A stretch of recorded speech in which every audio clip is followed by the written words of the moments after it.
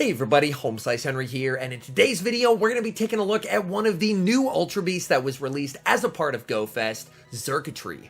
Xurkitree is a pure electric type Pokemon with the moveset of Thundershock, Discharge, and Power Whip. Xurkitree is very attack weighted, meaning it definitely qualifies as a glass cannon. It can output a lot of damage, but unfortunately, it is very glassy.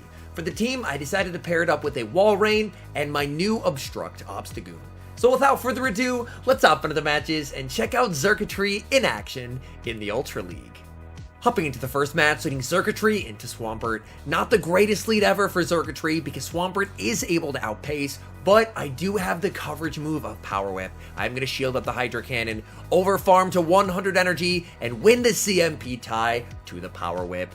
Do they respect the damage? They do not! And Swampert gets absolutely one shot. In the back, they have Cresselia. Cresselia is a bit of a tricky Pokemon for this team. I'm going to stay in with Xurkitree and try and do as much damage as I possibly can. I am able to reach a second Discharge. This is going to be doing some solid damage onto the Cresselia, almost getting it into the red health. Cress is finally going to be firing off a move. I'm going to let the Grass Knot through, and then I have a bit of a tough choice to make. Cress can hit both of my remaining Pokemon for super effective damage. I'm going to bring in Obstagoon and tank a Moonblast. Moonblast does a solid chunk of damage, and they do get the attack drop as well. That is quite unfortunate. I farm up, fire off the Night Slash, there's a little bit of lag, and they commit the shield. So it's possible that they could be weak to Obstagoon in the back if they are shielding up the Cresselia. So I'm going to shield up the Moonblast and then fire off another Night Slash. Let's see if we can get shields down here. Second Night Slash gets the shield as well. I'm going to farm up some energy and bring in Walrein.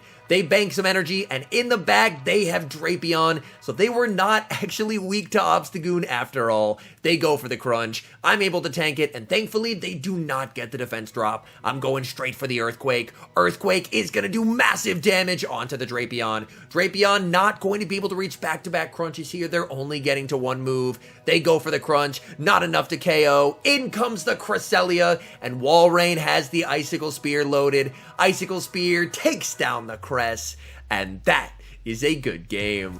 Hopping into the next match, leading Xurkitree into Shadow Walrein. This lead can be tricky as Walrein is able to outpace in the one shield. They go for the Discharge catch. I'm able to hold on to my energy and bring in Obstagoon to meet Trevenant. This is a dominating matchup for Obstagoon. Trevenant can fire off Seed Bomb after Seed Bomb, and Obstagoon just tanks it comfortably. They're going to be firing off a second Seed Bomb. I'm going to let that through. That's perfectly fine. And then I'm going to start firing off Night Slashes. Night Slash number 1 is going to be doing a solid chunk of damage. Trevenant can survive one. I'm going to overfarm quite a bit and fire off a second Night Slash just before they're able to reach the Seed Bomb. Night Slash gets the shield. Trevenant actually trying to make a play for switch advantage, but if I can help it, I am not going to let that happen. I shield up. Again, I'm going to overfarm, and I'm going to fire off the Night Slash. Do they want to give up the final shield on Trevenant? They do not, and they get taken out. Shadow Walrein does have energy. Do they bring it in and just fire off a move? They bring in the Walrein, but they don't fire off their Icicle Spear. Instead, they're just looking to farm up.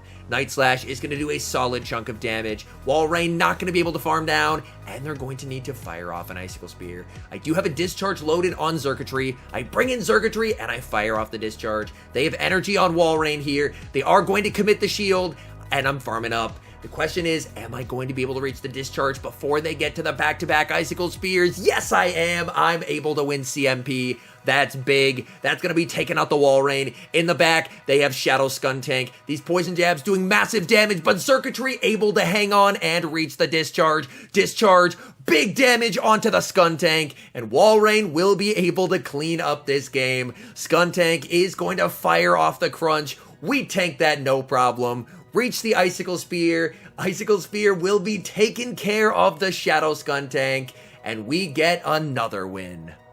Hopping into the next match, leading Xurkitree into Escavalier. This team as a whole is very weak to counter users. It's nice to catch this on the lead, but as you can see, counters still absolutely shred through Xurkitree. I farm up, and I fire off the Discharge on the CMP tie. Discharge does get shielded, and that's quite unfortunate, as I need to get damage off on the Escav. I'm going to overfarm again, and then fire off the Discharge. So I farm up quite a bit, go for the Discharge, but they make an insane catch, catching the Discharge Discharge onto their Nidoqueen, and that catch right there may have just won my opponent this game. What an absolutely unreal catch. I bring in Walrein to punish the Nidoqueen, but this is the Ultra League. Nidoqueen able to tank an Icicle Spear and reach a lot of moves. They fire off the Earth Power lands, and they're going to be able to reach a Poison Fang as well. I should live this on very low HP, but I have an Earthquake loaded. I need them to bring in the Escav and no shield. That's my only win con at this point,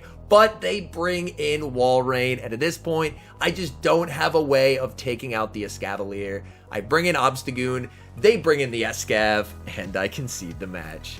Picking up a pretty decent lead in the next match, Xurkitree into Talonflame. Opponent will immediately save switch into Trevenant, and our Obstagoon has been absolutely feasting on these Trevenant save switches. They can fire off double or even triple Seed Bombs.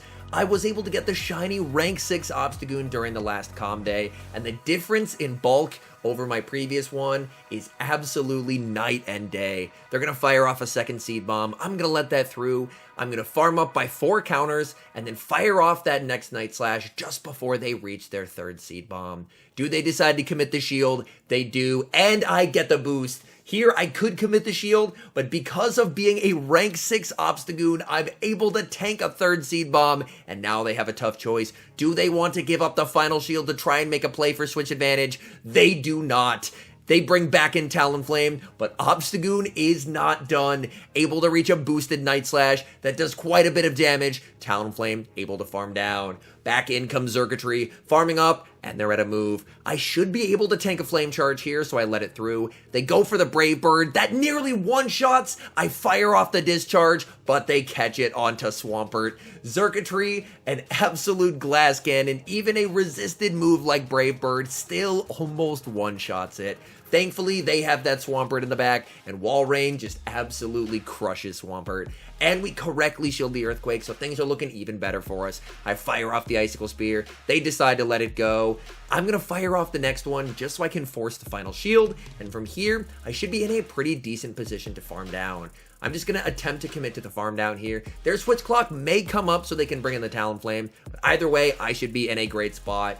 The switch timer does come back up, and in comes the Talonflame. I fire off the Icicle Spear. That puts it into farm down range, and that is a good game. Hopping into the next match, leading Xurkitree into Shadow Walrein.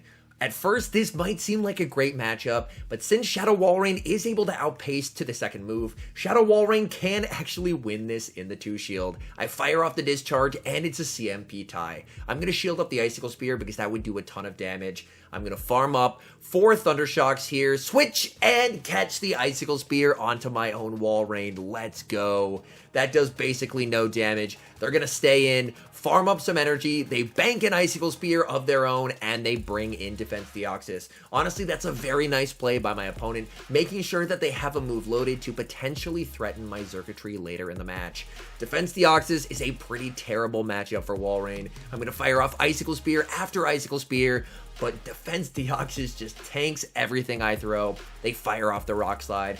I'm not going to be able to reach the Earthquake, so I'm going to fire off one final Icicle Spear before I get taken out. This Deoxys is very close to a move, so I bring in Xurkitree and I win CMP. I fire off the Discharge. Discharge does take them out. They bring in the Walrein, I bring in Obstagoon, and in the back is Talonflame. At this point, honestly, I need a boost to help me win this game. Night Slash lands, and I get a boost. Maybe we have a chance here. They're going to be firing off a move. I'm going to call that it's just a Flame Charge. I let it through. It's just a Flame Charge. That's big. I'm going to farm up and then go for another Night Slash. If this lands, I'm hoping it'll put them into farm down range. Commits the shield, and I'm going to fire off the Night Slash. At this point, I need this to KO. Night Slash! Barely not enough to KO, and now I'm in trouble because this Walrein has double Icicle Spear banked. They can bring back in the Walrein, and this Walrein is going to be able to win the game. Xurkitree, unfortunately, is going to be taken out by the Walrein, and we lose a close game.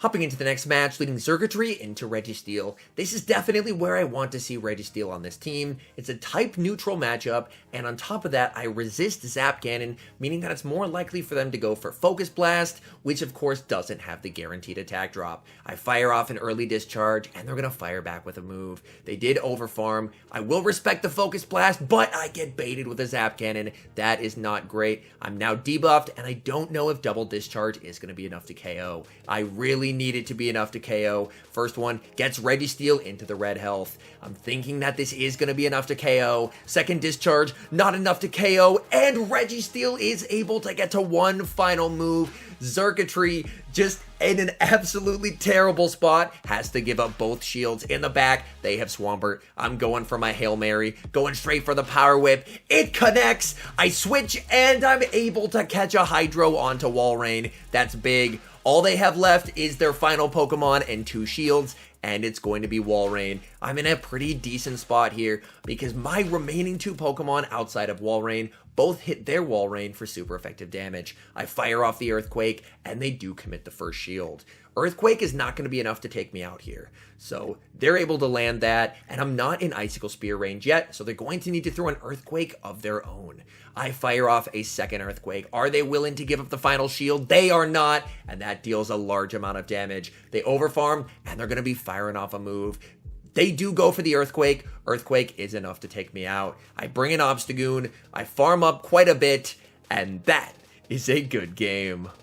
Hopping into the final match, leading Xurkitree into another Shadow Walrein. We've seen this matchup before. If shields are committed, then things honestly get tough for Xurkitree, and it's a pretty unfortunate situation when you have to be worried about a water type as an electric type. I overfarm, switch, and I catch the Icicle Spear as they reach the back-to-back. That's huge. My opponent is actually choosing to stay in, and they're going to dump energy. Even better, I don't have to shield a thing here, and they go for a bait. Things just getting better and better in this game. I'm going to fire off an Earthquake. Earthquake is going to do a nice amount of damage to my opponent. They let that through, and that gets them deep into the red health. I do live this Earthquake. It will do quite a lot of damage from a Shadow, but I'm able to hang on, and then they bring in Swampert. Swampert, honestly, a bit of a tough Pokemon to see here. I fire off the Icicle Spear. I go for the second, but they have very precise counting, and they're able to win CMP. Very nicely done. I do have energy on my Xurkitree and a shield advantage.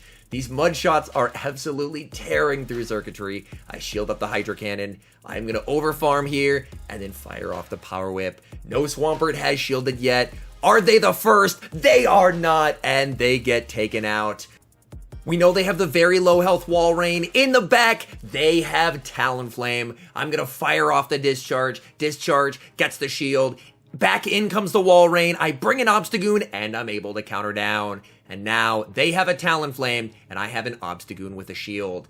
They overfarm, and I'm going to fire off the Obstruct. This is going to raise my defense, lower theirs, and it means that I can now comfortably survive even if they go for a Brave Bird. I fire off the Night Slash. Night Slash does get them low, and I am not going to be shielding because whatever they throw here, I tank. They go for the Flame Charge. That just does absolutely nothing, and Obstagoon will be able to finish off this match. I throw 2 more counters, fire off the Night Slash, and that will be game over. Night Slash taking down the Talonflame, and that is a good game. And now some final thoughts on Xurkitree. Outside of the surprise factor of Power Whip, honestly, it doesn't really have anything going for it from a PvP perspective. It is exceedingly frail. I ended up looking up the Sims after the fact, and it actually loses the 2 shield to Talonflame just because it gets incinerated down. So unfortunately, this is a Pokemon, at least from a PvP perspective, that is not going to be worth the investment. However, from my understanding, it is a very good electric raid attacker, so if you are looking for a good electric raid attacker, then this could potentially be an option. Anyways, thank you guys so much for watching. If you're enjoying the content, make sure to leave a like and subscribe to the channel if you haven't. And a special thank you, as always, to our members here on YouTube. The support you guys provide is absolutely incredible. So thank you guys oh so very much. And until next time, I've been HomeSliceHenry.